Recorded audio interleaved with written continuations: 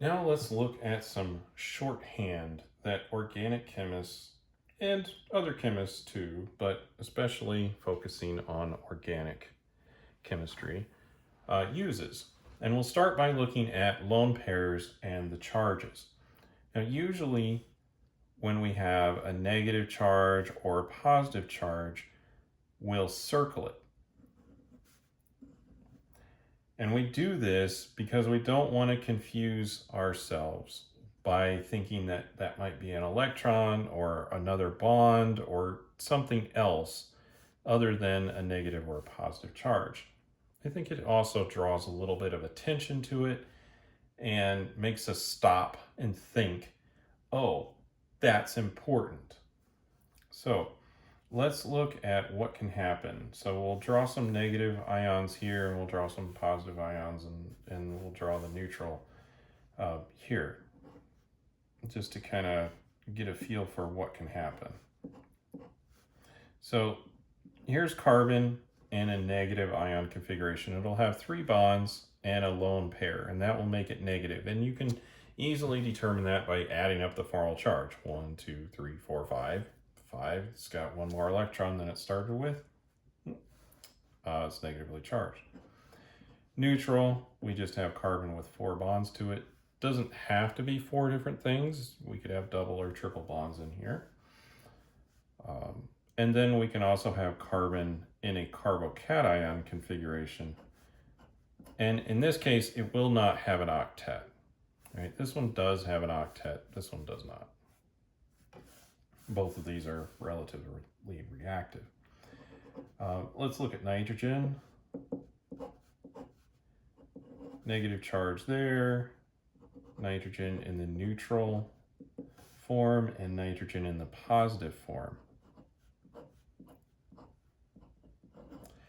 In this case, we've bound something to the lone pair, and so that takes away one of the electrons.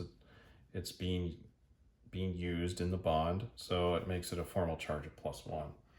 And you'll see this with ammonium and ammonium derivatives. Oxygen kind of looks like this when we have a negative charge on it. Neutral, it's going to have 2 bonds, 2 lone pairs. And if we have a positive charge,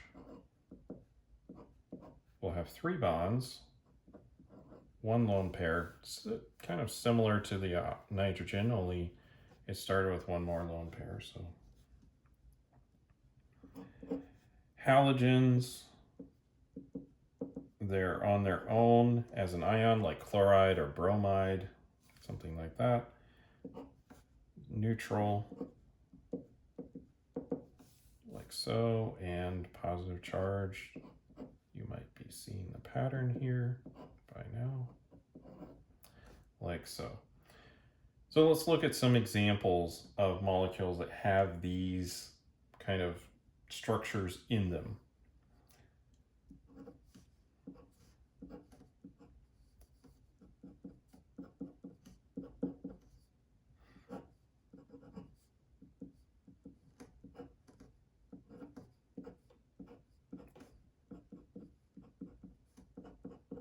So here's a nitrogen that has a negative charge on it. So we'll circle the little negative charge there.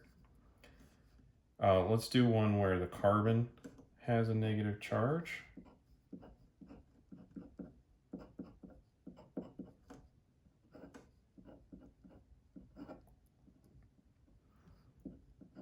So there's a negative charge on this carbon. You can form these fairly easily just by having a terminal alkyne and then deprotonating. And then you have a carbon nucleophile, and you can use these to attack things with them. Let's look at some positive examples. We'll do a little bit of shorthand on part of it.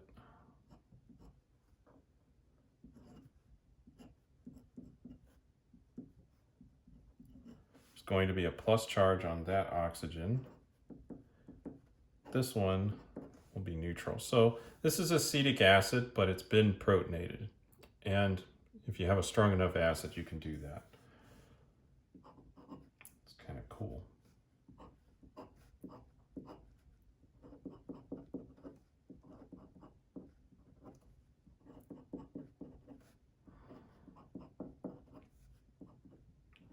And here's nitrogen with a plus charge, and this would be called tetra ammonium.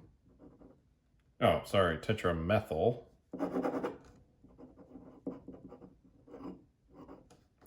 ammonium.